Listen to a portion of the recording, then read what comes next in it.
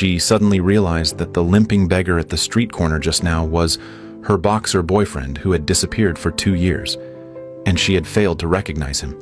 She frantically chased out the door, running back the way she came, but no matter how hard she searched, she could never see that familiar figure again. The most painful thing in the world is to miss the one you love most, and every punch she landed on her chest felt like performing CPR, filled with despair and suffocation.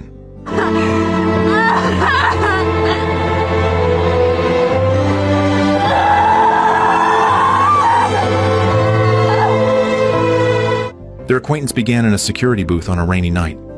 The man was intently watching a boxing match when the door was suddenly pushed open by a strange girl. She sat down naturally and stuffed all the food from her pocket into the man's hands. Cheol-min was puzzled at first, but he soon noticed that the girl's eyes stared straight ahead when she spoke. It turned out she was blind. 누구세요? 누구세요? 할아버지는요? 오늘 그만두셨는데? Jung-hwa felt a bit downhearted. She explained that she used to come here often to keep her grandfather company, and as she spoke, she put the food she had offered back into her pocket. After apologizing, she awkwardly touched the back of her head and quickly got up to leave. But the heavens intervened, as increasingly heavy rain blocked her way. Watching Jung-hwa stalled outside the window, Cheol-min hesitated briefly before stepping forward to invite her back into the security booth. He changed the TV to Jung-hwa's favorite channel. Turning his head casually, a pure and sweet smile met his eyes, and for a moment he was utterly captivated. Realizing she might have noticed, he hurriedly averted his gaze. As the rain lessened before Jung-hwa left, she handed Cheol-min the gimbap she had made and instructed him to take care of the night-blooming jasmine in the corner. Cheol-min didn't speak, but for the first time in his broken and dim life, anticipation and light appeared. That night, Cheol-min chewed the gimbap heartily, not forgetting to sprinkle some in the water to share with his only companion, the little turtle. For Jung-hwa, that security booth was also a haven. Because she had a beautiful face, she was often subjected to inappropriate advances from her boss, and for the sake of making a living, she could only choose to endure it repeatedly. The old grandfather and the TV in the security booth had been her only way to ease her mood. Although the grandfather was gone now, being blind, she could still keenly sense that this man meant no harm. So the next night they sat together again. Cheol-min opened the door, and again saw Jung-hwa sniffing hard before pushing open the window on the other side. So under the table, those sweaty feet in socks quietly slipped into shoes. For the first time, he who never paid attention to details began to care about his image. While answering Jung-hwa's questions, he unconsciously curled his feet back, but the unpleasant smell persisted, forcing him to go outside and clean himself thoroughly again. Before parting, he handed the lunchbox back to Jung-hwa and gave her a few peaches in return. Jung-hwa was very happy and reached out her hand to express her thanks. But looking at those white, smooth hands, Cheol-min delayed responding. Only after Jung-hwa reminded him did he hesitantly extend his hand. As their hands touched, it was an unusually hard texture, which naturally made Jung-hwa curious. 무슨 일 하면 손이 이렇게 돼요? Withdrawing his hand, Cheol-min lowered his head silently and didn't answer the question. Jung-hwa didn't dwell on it. After all, everyone has their secrets, just like that car accident involving her parents. When you care about someone, you remember everything they say. From then on, Cheol-min got a new pair of shoes and calculated Jung-hwa's off-work time to air out the security booth in advance, shaking the dust off his clothes beforehand to ensure the air inside was fresh enough. And that night-blooming jasmine was also well cared for by him. After finishing everything, he would close his eyes and listen closely to the surrounding sounds. Only when he heard the tapping of her cane would a slight smile appear on his face. After several encounters, they gradually became familiar. She would ask him if he was handsome and share her joys and sorrows with him. Unconsciously, this small security booth quietly drew two equally lonely hearts closer to each other. That day, as the TV program ended, Jung-hwa was about to go home when a sudden honk behind her startled her, causing her to fall and knock over a nearby liquor bottle. Cheol-min rushed forward, terrified she might cut her fingers. But this accident still sprained Jung-hwa's ankle, which pained Cheol-min deeply. He temporarily handed over his work to someone else and took Jung-hwa to the hospital immediately. And experiencing this incident made Jung-hwa open her heart completely to Cheol-min. Since her parents passed away, she had forgotten this feeling of being cared for and looked after for far too long. On the way back, Zhonghua limped after Cheolmin, the pain in her foot making the walk difficult. 엎힐래요? 후회하실 텐데. 괜찮아요. 엎혀요. Cheolmin crouched down and suggested carrying her on his back. Zhonghua didn't refuse. She just extended her right hand, found Cheolmin's position, then slid it to his shoulder, leaning onto that sturdy back. The dim streetlights cast their glow, illuminating a man breathing heavily and the happy, smiling face behind him.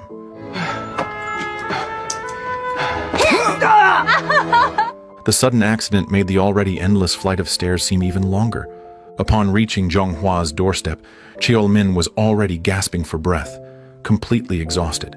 After a short rest, he went inside the room and helped Zhonghua find the cause of the drain clog. Pulling out the obstruction, it turned out to be a girl's intimate garment. Zhonghua snatched it away, stammering awkwardly. Before he left, Zhonghua pulled out 2 concert tickets and asked tentatively, 다른 사람 줘요. 나 음악 같은 거 잘 몰라요. 같이 갈 사람도 없고. 같이 가줄까요? Stepping out of the room, Cheolmin couldn't hide his joy. He bounded down the stairs happily, completely forgetting his legs had been weak moments before. Zhonghua felt the same way. She was filled with anticipation for their first official date. A woman adorns herself for the one who appreciates her. Though blind, Zhonghua still went to the hair salon and got a hairstyle the owner deemed very fashionable. She carefully chose a dress and even applied beautiful makeup before setting out. Pushing open the door, Cheolmin had been waiting for a while. Upon seeing Zhonghua's new hairstyle, he froze for a second, then smiled slightly. The sunshine was bright, and the girl before him seemed like a flower, lovely and shy. To the music, Cheolmin's gaze never left Zhonghua. As an orphan, he felt blessed by heaven for the first time having met such a girl. In the restaurant, Zhonghua shared many stories about her past, but when accidentally mentioning her parents, a hint of unnoticed wetness and guilt flashed in her eyes. Cheolmin saw it but didn't press further. 그럼 옛날엔 뭐 했는데요, 젊었을 때는? 혹시 나쁜 짓 많이 하고 막 살고 막 그랬어요? 남의 일에 원래 그렇게 관심 많아요?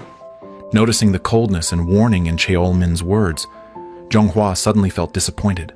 The glass slammed heavily on the table made her joyful heart plummet to rock bottom. 어떤 줄 알아요? 나 그런 거 몰라요. Cheolmin's several barbed replies left Zhonghua utterly disappointed. She made an excuse and hurriedly got up to leave. Only then did Cheolmin realize he had said the wrong thing. So, after seeing Zhonghua home, he called out to her and answered the earlier question. It turned out he had been a boxer and had indeed done many bad things, but now he had reformed and chosen a different way to live. Zhonghua looked towards Cheolmin and, seeing he wouldn't speak further, coldly bid him good night, opened the door, and went back inside. In truth, Cheolmin wasn't just a top boxer, he was also a violent debt collector. During one job, he only meant to intimidate, but unexpectedly, the other person lit gasoline himself and jumped from the building. This accident triggered an even more horrific traffic collision. He hadn't had time to check before the police knocked on his door.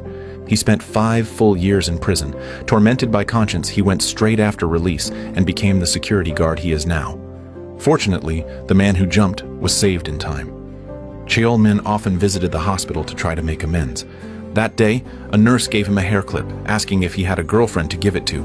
Cheolmin grinned foolishly, but didn't answer.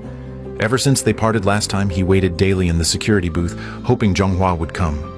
But the tapping sound of the white cane on the ground never came towards him again. Though Cheolmin wanted to reconcile deep down, he felt like a sinner, undeserving of anyone's forgiveness.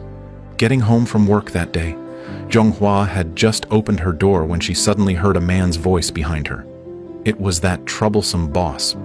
He forced his way into the room unreasonably and forcefully. Flaunting his higher rank, his words grew increasingly suggestive, soon revealing his filthy nature.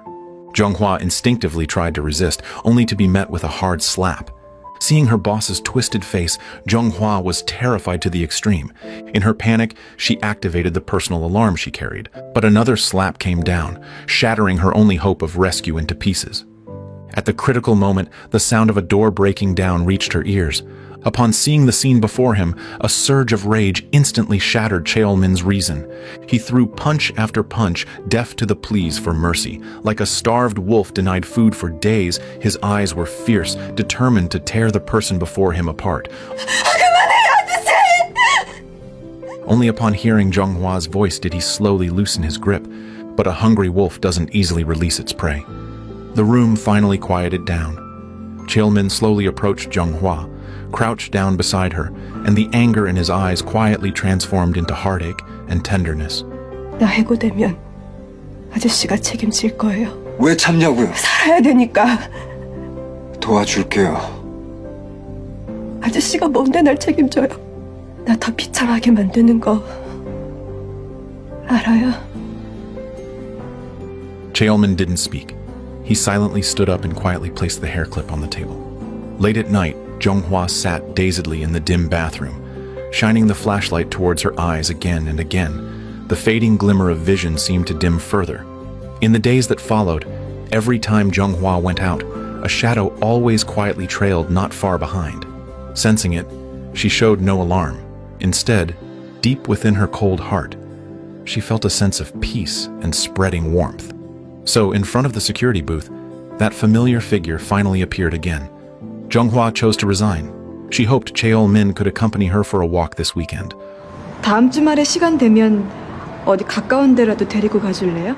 Those not good with words often use actions instead. Before setting out that day, Cheolmin handed the puppy in his arms to Zhenghua, a golden retriever.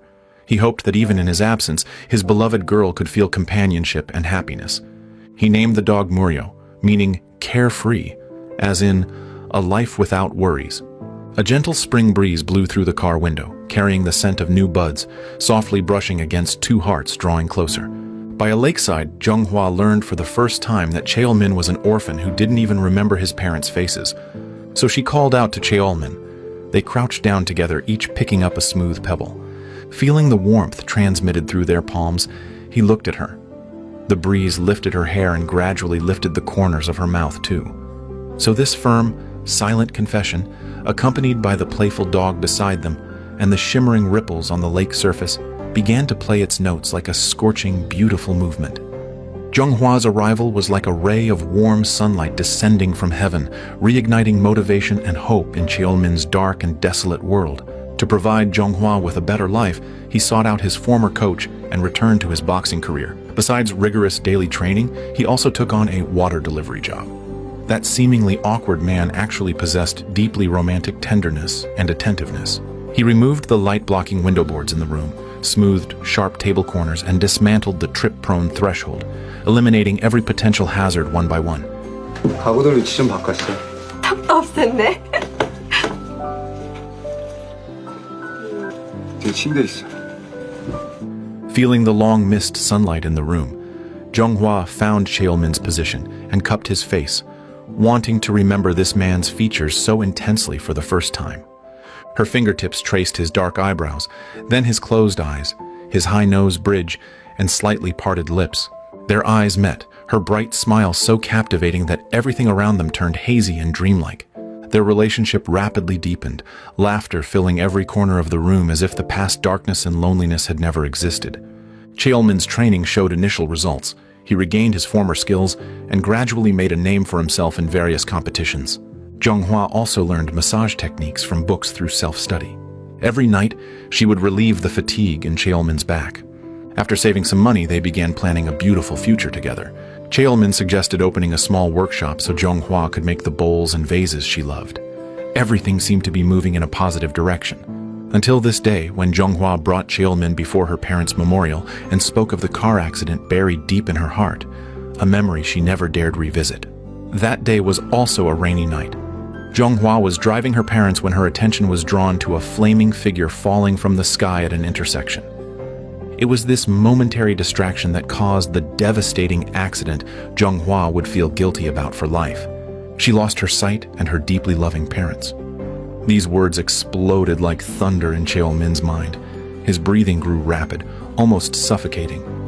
He realized the victims of the traffic accident he indirectly caused were his beloved girl and her parents. All her misfortune and suffering stemmed from him. In the dark boxing gym, he pounded the heavy bag with furious punches until utterly exhausted, then knelt on the floor clutching his knife-twisted chest, breaking down, sobbing. Returning home that night, Cheolmin found dinner spilled across the floor and panicked. After searching, he finally found Jonghwa in the hospital. Seeing her smile towards him, Cheolmin turned away, losing all courage to meet her gaze. Fortunately, this accident led Cheolmin to learn crucial news from the doctor. Jonghwa's eyes still had a chance for treatment, but it must happen within a month, or she would become completely blind. This meant Cheolmin needed to earn a large sum quickly to cover the expensive surgery costs.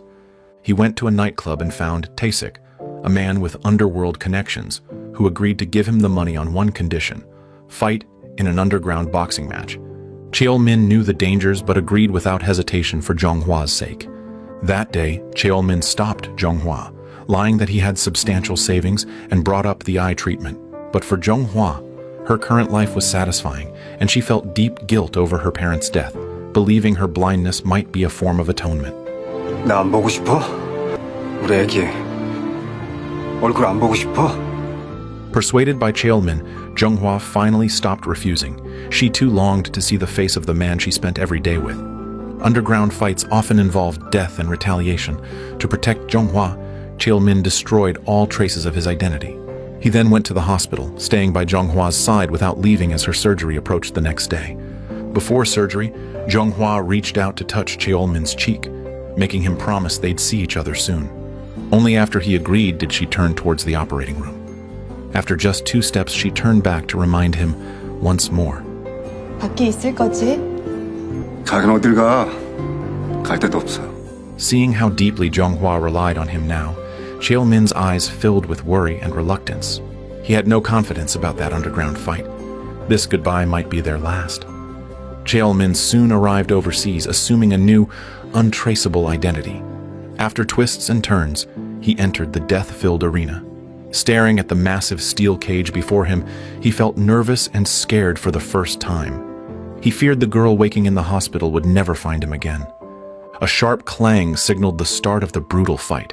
His opponent was the arena's reigning champion, physically stronger and merciless. Within rounds, Cheolmin was overpowered. His punches lacked force, while the opponent's strikes were lethal. Agonizing pain blurred Cheolmin's consciousness. Luckily, the overconfident opponent revealed an opening at a critical moment. Cheolmin seized it, mustering his last strength to land a critical strike. But this victory made him enemies among those who lost money betting against him. Unprepared, he was struck by a speeding car shortly after leaving the arena, followed by waves of piercing pain. On the cold ground, only tears from the corner of his eye could convey his apology to the girl far away. Jonghwa's surgery was a complete success, yet not a trace of joy could be seen on her face, because the man who had promised never to leave had vanished from her life as if into thin air. Even the police could find no trace. Worse still, the house filled with their shared memories was soon to be demolished. She had indeed regained her sight, but she had also plunged into darkness. On moving day, a long-delayed package finally arrived. Jonghwa hurriedly opened it. It was the hair clip Cheolmin had once given her.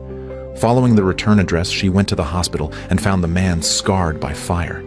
This was precisely Cheolmin's intention. The night before Jonghwa's surgery, he had considered confessing everything about the accident, but he lacked the courage to speak, terrified she might abandon the eye treatment if she knew the truth. So he could only let the full truth emerge through the person involved. Jonghwa's eyes welled up instantly. The harsh reality stabbed her heart like a sharp blade. She went to the lakeside where they had pledged their love and sat for a very long time. Ultimately, she chose to clutch that smooth pebble tightly in her palm. Jonghwa's longing for Cheolmin grew ever stronger. She tried to recreate his likeness through the tactile memory in her mind. But no matter how she tried, the result was only a vague, cold clay figure. 2 years passed quickly. Following their original plan, Jonghwa opened a small workshop locally, refusing many worthy suitors, always staying put, waiting for that person to appear. Besides her own work, Jonghwa often volunteered at the hospital.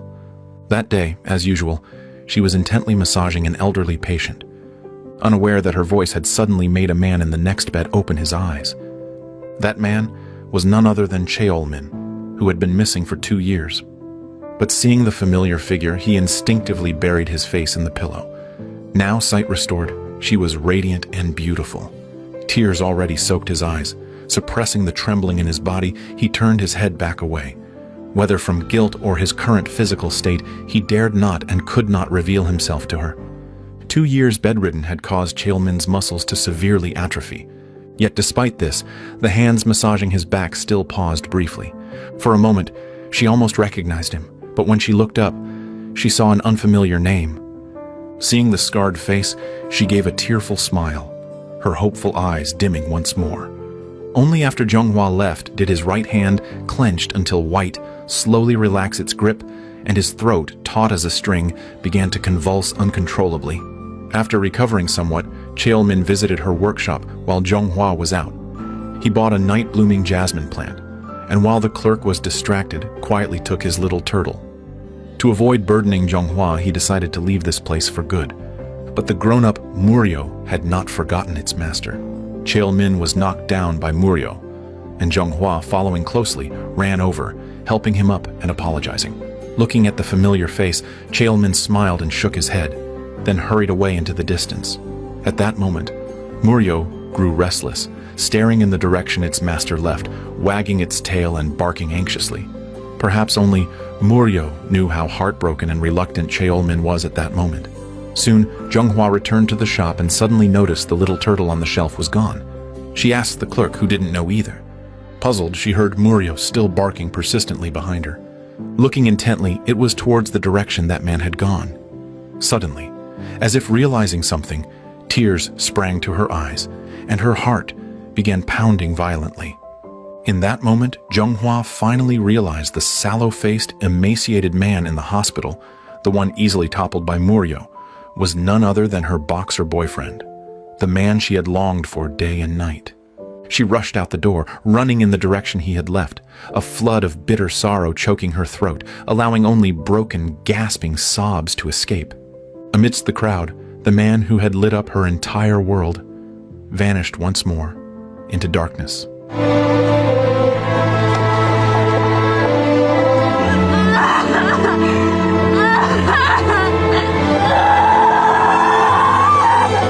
Slightly calmer, Zhonghua drove towards the hospital, but staff informed her halfway that Chaelmin had checked out 2 weeks prior.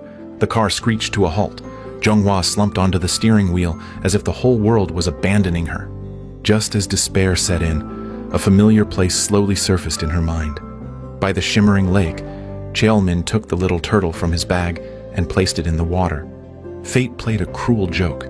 This was his only way to say goodbye to his beloved girl. The dead tree where they once sat side by side had long vanished.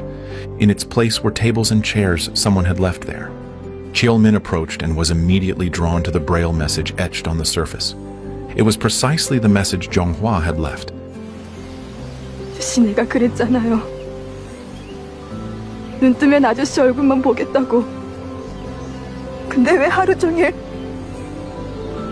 내 얼굴만 보게 만들었어요? Chaelmin slowly turned around, summoning immense courage before gently lifting his gaze towards the tear-streaked girl.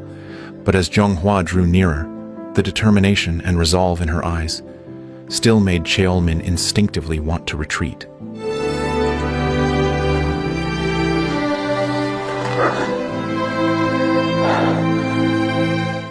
True love is a journey where souls align, a process where two hearts gradually draw near, merge, and redeem each other across the long years. It is absolutely not the fleeting firework of momentary passion, dazzling but brief. Simultaneously, in love, each person is a unique individual with their own edges and past. Understanding and acceptance are the keys to love's endurance. Just like Chaelmin and Zhonghua, both had painful pasts, both struggled in the quagmire of fate. Yet facing adversity, they chose to understand each other's pain and accept each other's imperfections. This led to that final warm and touching embrace. Life is never smooth sailing, and neither is love. Two people truly in love will stand shoulder to shoulder when the storm arrives, holding up a clear sky for each other. And the clasped hands transmit not just warmth, but also the confidence and courage to keep moving forward in the face of obstacles.